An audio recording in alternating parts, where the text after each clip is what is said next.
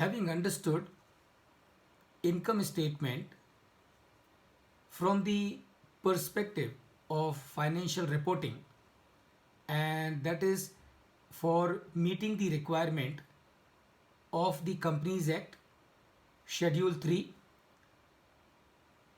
Now let us move over to understand profit and loss statement or income statement from the perspective of value creation, performance evaluation, risk management, decision making, and strategy formulation. So now remember, the profitability is to be understood for the purpose of decision making, and if we have to understand the income statement of profitability for the purpose of decision making, value creation, performance evaluation, risk management, strategy formulation, we need to familiarize ourselves with what is gross profit, COGS, SG&A, EBITDA cost, EBITDA, EBIT, EBIT and EI, EI that is extraordinary item, EBT, EAT and dividend. And also we need to understand what is retained earning, retained profit or retained income, cash profit, earning per share and cash earning per share.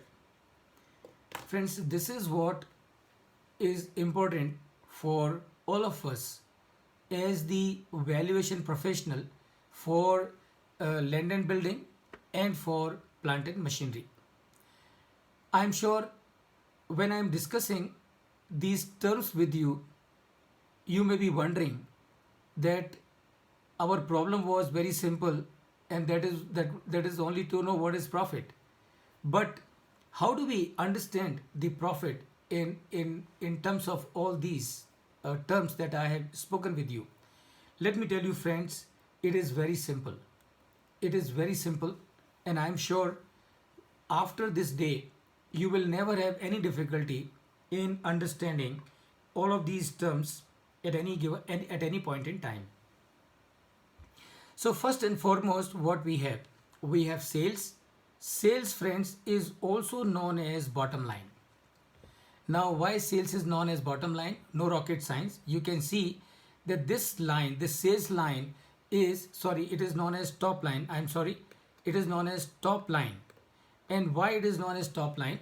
It is known as top line because you can see that this is the line which is on top of the statement, and that is why it is known as top line or sales. Now what we do, from the sales we minus two expenses, and what those two expenses are? Those two expenses are, number one, we minus the material cost and we also minus the manufacturing expenses. So when we minus or when we deduct the material cost and the manufacturing expenses, what we get in our hand is known as gross profit. Gross profit.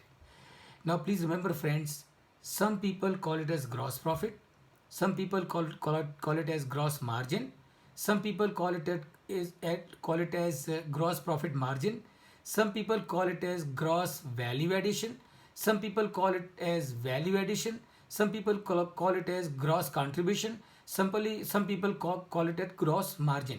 So remember, all of them mean the same thing. All of them mean the same thing, and that is what? That is deduction of the material cost and the manufacturing expenses, material cost and the manufacturing expenses from the figure of your sales is known as by all these terms: gross profit, gross margin, and things like that. Also remember, the material cost and the manufacturing expenses put together are known as COGS, and that is cost of goods sold. In other words, what we are saying?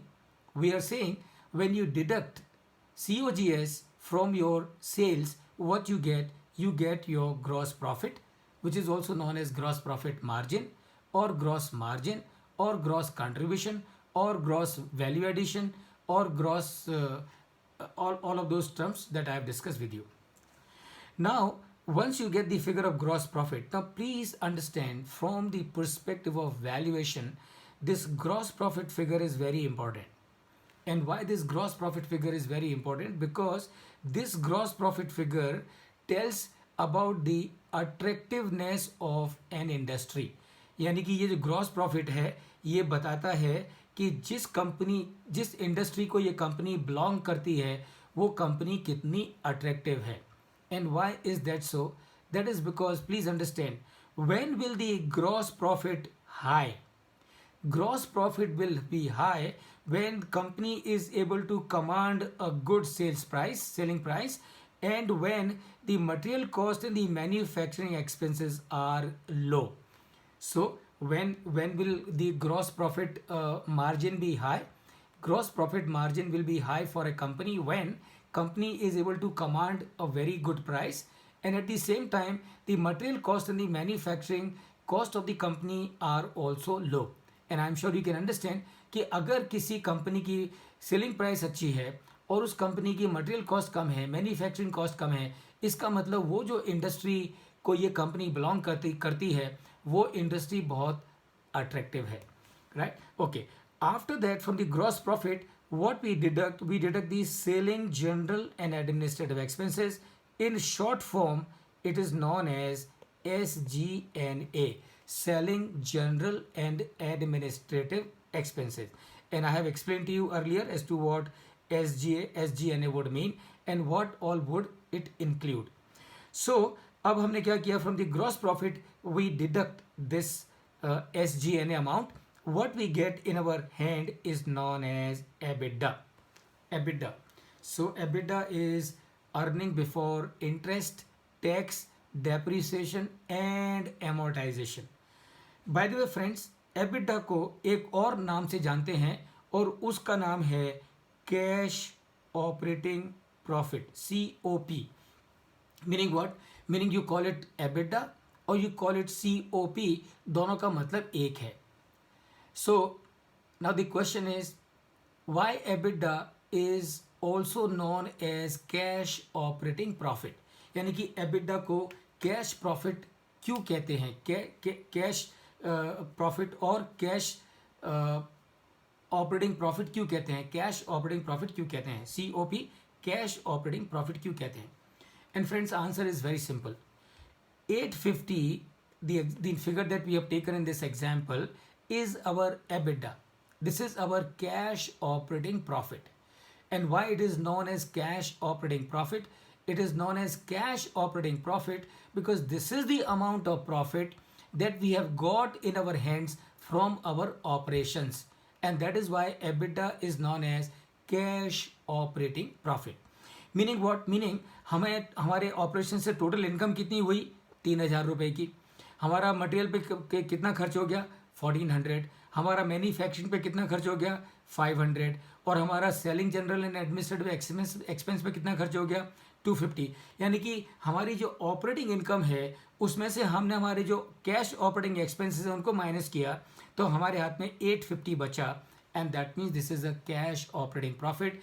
इसका मतलब क्या है? इसका मतलब ये है कि मेरे ऑपरेशन से मेरे हाथ में जो प्रॉफिट कैश आ रहा है that is 850 rupees, and that is how it is known as cash operating profit. Now friends, let me also tell you at this point in time, EBITDA is a very very very important number for any business anywhere in the world. And as the valuation professionals, we are already aware as to whenever a company is being sold or bought, what the buyer is interested in. So if I can give you an example, पूरी दुनिया में हमें मालूम है mister Lakshmi निवास Mittal of ArcelorMittal and Mr. Gautam Adani of the Adani Group. We all know that both these gentlemen have become so big, they have become so huge business empire today. Do you know what is the secret of their becoming so big in a very short span of 30-40 years? And that is inorganic growth. Inorganic growth meaning what? Meaning Mr. Lakshminivas Mittal and Mr. Gautam Adani have become so huge business empires today primarily because what they have done, they have bought ready-made companies, they have bought ready-made companies world over. Now a question that I would like to ask to all of you, क्या लगता है आपको, जब mister Lakshmi निवास मित्तल और गौतम अडानी किसी company को take over करने की सोचते हैं, किसी कंपनी को एक्वायर करने की सोचते हैं, किसी कंपनी को परचेज करने की सोचते हैं, तो what is that they are interested in? Are they interested in the land of that company? Answer is no. Are they interested in the plant and machinery of that company? Answer is no. Are they interested in the building of that company? And let me tell you friends, answer is still no. Are they interested in the employees of the company? And let me tell you friends, even now the answer is still no. Then what are they interested? तो जब mister Lakshmi निवास मित्तल और गौतम अडानी और anyone who is purchasing a company anywhere in the world, what is he interested in of that company? And please remember, without any exception, they are interested in the EBITDA of that company or EBITDA potential of that company.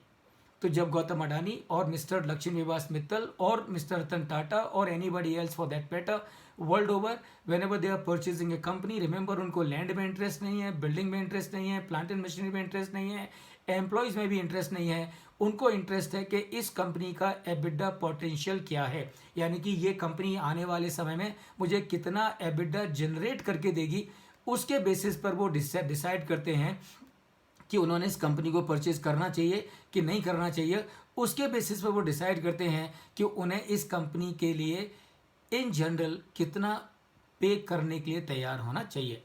And that is the significance of EBITDA. And I would also like to tell you one more thing here. EBITDA की एक और significance है, और वो significance क्या है?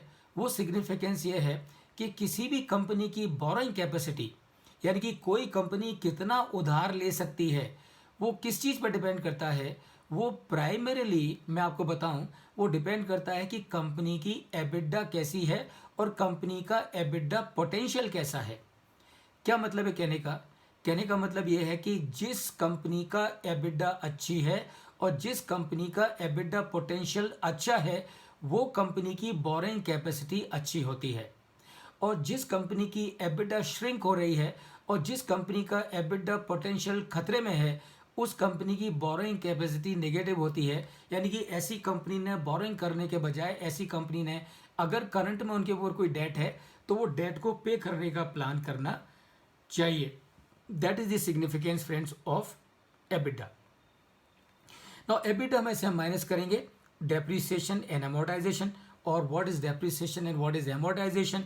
आई have already explain this to you. So what we will do now, from the figure of EBITDA, we will deduct the figure of depreciation and amortization. What we get in our hand is known as EBIT. EBIT is earning before interest and tax. इसका दूसरा नाम है operating profit, यानी कि EBIT को operating profit भी कहते हैं. And remember, as I mentioned to you a little while ago, you call it EBIT or you call it PBIT. Both mean the same thing. Now before I move, I will also like to tell you friends that depreciation and amortization are also known as non-cash expenses. यानी कि depreciation को और amortization को non expenses के नाम से भी जाना जाता है. और क्यों इनको non expense के नाम से जाना जाता है? Very simple, very simple. Remember, जब हम ये पूरा स्टेटमेंट तैयार कर रहे हैं to arrive at the figure of earning after tax, what we are doing, we are deducting all the expenses from the income, from the income. तो अब देखिए, मटेरियल कॉस्ट है वो पे हो जाएगी. किसको पे हो जाएगी? जो लोग मटेरियल सप्लाई कर रहे हैं कंपनी को. तो this 1400 rupees on account of the material cost will go to the suppliers of the company. This 500 rupees on account of the manufacturing cost will go to the service providers of the company. This selling, general and administrative expenses will also go out of the company on account of various administrative expenses. Now tell me, is this amount of depreciation of rupees 300 that we are deducting from the income, will this amount of 300 rupees be paid by the company to anyone outside? Answer is no. Will this amount of 100 rupees of amortization, will it be paid by the company to somebody outside the company? Answer is no. That means even though we are deducting the depreciation and amortization from the amount of the income, these two expenses, there is no cash outflow on account of depreciation, on account of amortization from the company in the current year. And that is why these are also known as non-cash expenses. Non-cash expenses. Now, from the EBIT, earning before interest and tax, what we do, we deduct the finance cost. And remember, we discussed it. You call it finance cost, you call it borrowing cost, or you call it interest cost. They all mean the same thing. तो जब आप PBI EBIT में से finance cost minus करेंगे तो जो आपके हाथ में बचता है उसको बोलते हैं EBT, earning before tax. Now I have explain to you कि हम टैक्स ईबीटी पर पे नहीं करते हैं, हम टैक्स पीबीटी पर पे नहीं करते हैं.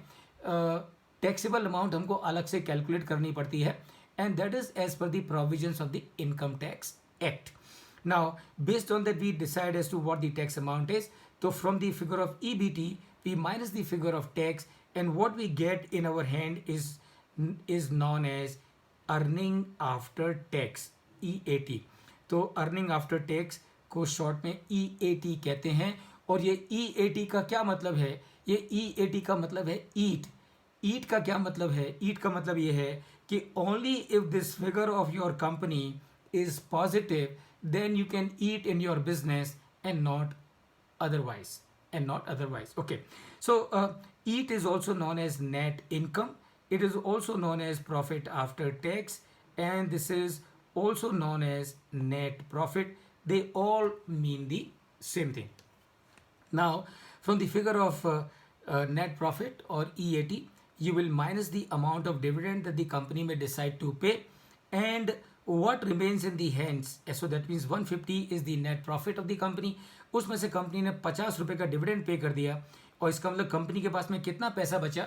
हाँ, is 100 rupees. So this profit of 100 rupees is known as retained earning, or it is known as retained profit. So what is retained earning, retained profit, friends? No rocket science.